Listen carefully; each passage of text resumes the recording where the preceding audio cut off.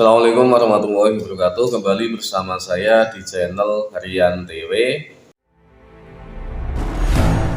Anas Urbaningrum, mantan Ketua Umum Demokrat, akhirnya bebas dari penjara setelah menjalani hukuman selama 8 tahun penjara.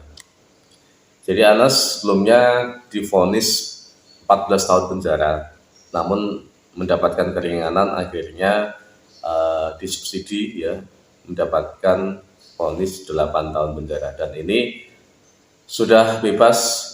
Dalam pidatonya kemarin setelah bebas di Lapas Sukamiskin itu ada beberapa hal yang menarik sekali ya, pernyataan-pernyataan yang menarik yang menyatakan dengan tegas bahwa seperti menyindir seseorang, cuman ya belum dipastikan siapa yang disindir, tapi kita tahu sendiri ya siapa yang disindir, seperti itu ya. Jadi Anas Urbaningrum mengatakan seperti ini ya. Saya juga mohon maaf kalau ada yang menyusun skenario besar bahwa dengan saya dimasukkan dalam waktu yang lama di tempat ini menganggap bahwa Anas sudah selesai.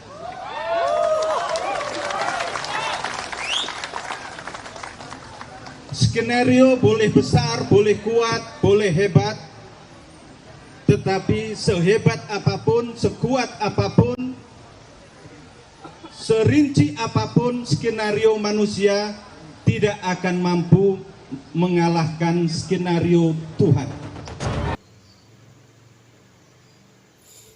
Jadi dalam pernyataan itu kita bisa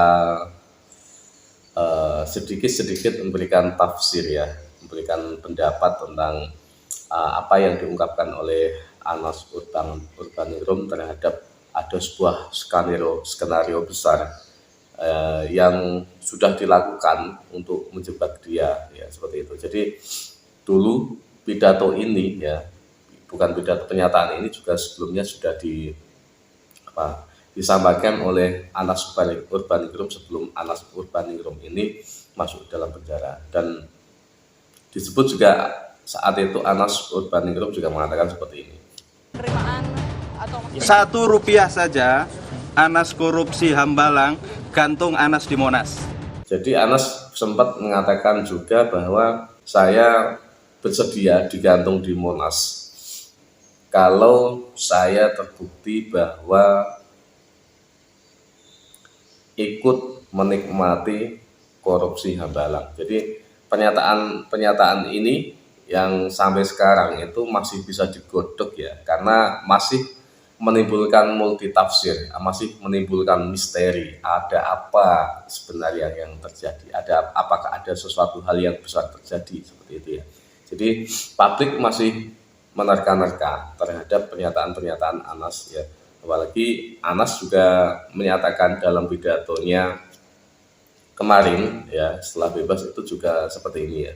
Pertama, mohon maaf kalau ada yang berpikir bahwa saya di tempat ini mati membusuk. Kalau ada yang berpikir saya di tempat ini menjadi bangkai fisik dan bangkai sosial, minta maaf bahwa itu alhamdulillah tidak terjadi. Jadi pernyataan ini juga sedikit besar itu menyindir seseorang atau kelompok tertentu ya, yang telah menjebak dirinya, yang akhirnya menjadi orang terhukum atau menjadi divonis di penjara selama 8 tahun ini.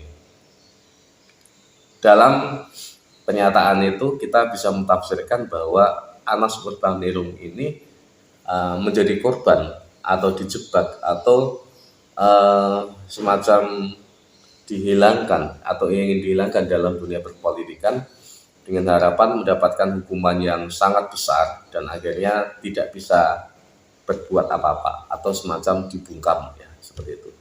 Dibungkam dari sebuah kejadian besar dibungkam dari sebuah semacam skenario besar, dibungkam dari sebuah kasus besar yang sudah terjadi di negeri ini.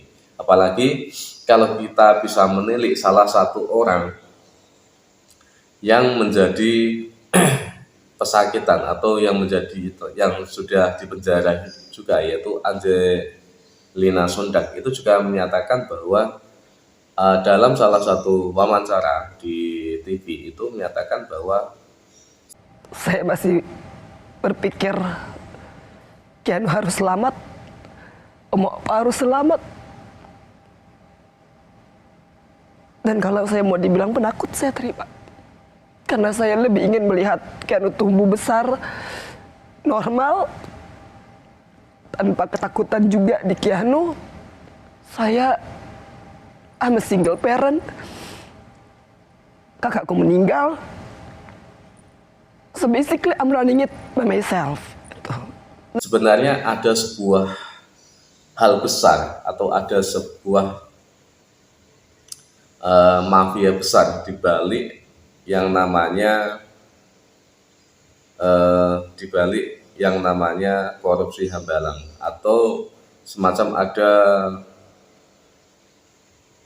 orang besar yang di situ ikut terlibat dalam korupsi Hambalang tersebut. Cuman dalam pernyataan itu Angelina Sondag juga mengatakan sambil menangis seperti itu ya, bahwa dirinya takut kalau ketika pernyataan ini diungkapkan atau dibuka di dalam publik ataupun di depan dalam sidang, itu akan memberikan efek yang sangat fatal di dalam diri keluarganya.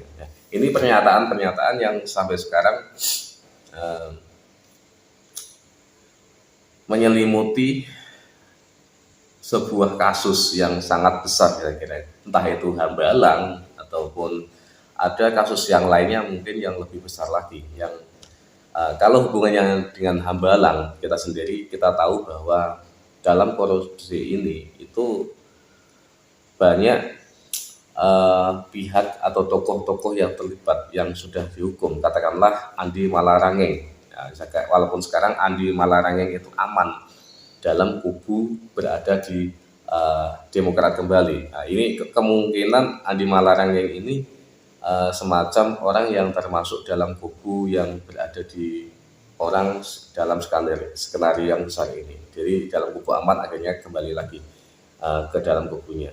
Kemudian Anas ini bisa juga ikut menikmati, cuman dia ada semacam tidak rela karena ada orang yang sangat berperan besar dalam kejadian dalam kasus ini, itu belum diapa-apakan seperti itu.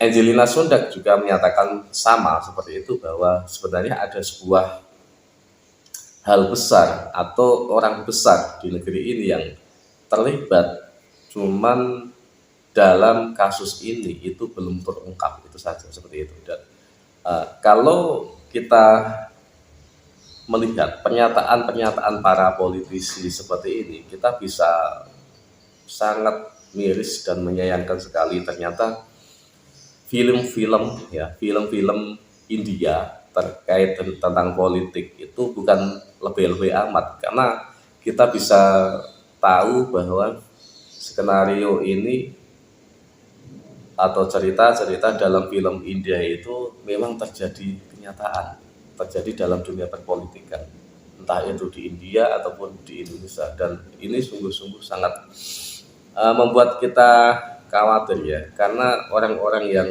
sudah korupsi, orang-orang yang terlibat korupsi itu pun setelah dia keluar dari penjara, dia merasakan bebas dan tidak merasakan bahwa dia merasa bersalah seperti itu ya.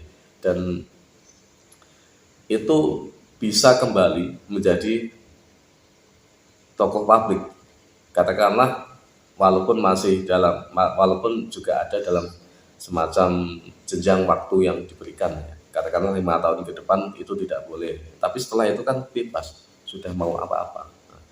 Dan orang yang korupsi di Indonesia ya, orang yang sudah mengambil uang negara di Indonesia itu juga masih kaya. Makanya kemarin Mahfud MD menyatakan bahwa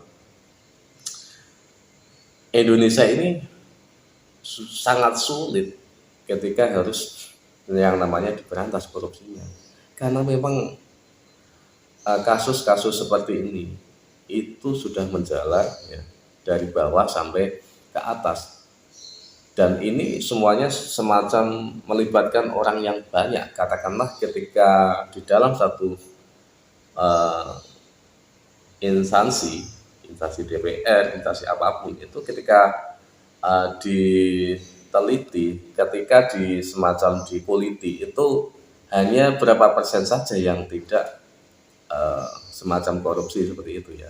Ini yang terjadi di Indonesia. Makanya kemarin sangat, ketika Mahfud MD itu menyatakan atau memberikan data-data seperti ini, banyak yang kepanasan, dan akhirnya Mahfud MD dipanggil, akhirnya terjadi debat yang sangat panas di dalam DPR kemarin itu. Ini yang sampai sekarang mungkin PR sampai ke depan, karena negara Indonesia juga belum memberikan keputusan apa hukuman yang tepat ketika ada sebuah korupsi yang terjadi di Indonesia, atau apa hukuman yang bisa menjerahkan. Nah, kalau Mahfud MD kemarin kan semacam ada namanya penyitaan aset-aset yang ya dikorupsi ataupun memiskinkan orang-orang yang melakukan korupsi seperti itu ya. Jadi ini pun masih dalam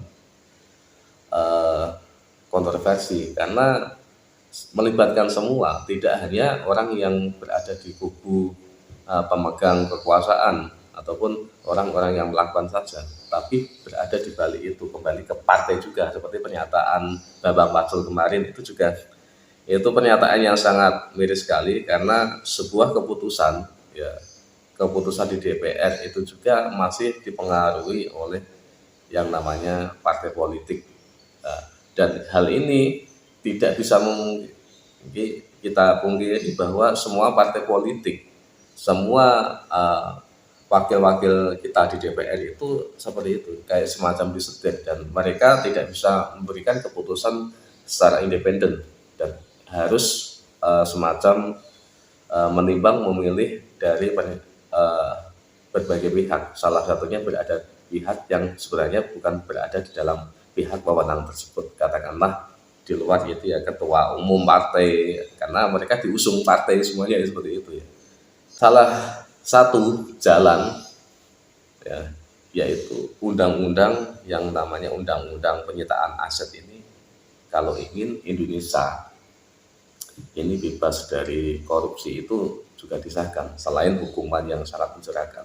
Cina bisa menjadi negara besar seperti ini juga karena mereka sangat kejam sekali terhadap orang-orang yang melanggar peraturan, apalagi korupsi yang bisa merugikan negaranya, seperti itu. Ini PR yang sangat besar, yang semoga ini bisa digodok dan bisa semacam disahkan tentang hukuman ataupun bagaimanapun tindakan terhadap kasus-kasus yang seperti ini. Terima kasih dari saya. Assalamualaikum warahmatullahi wabarakatuh.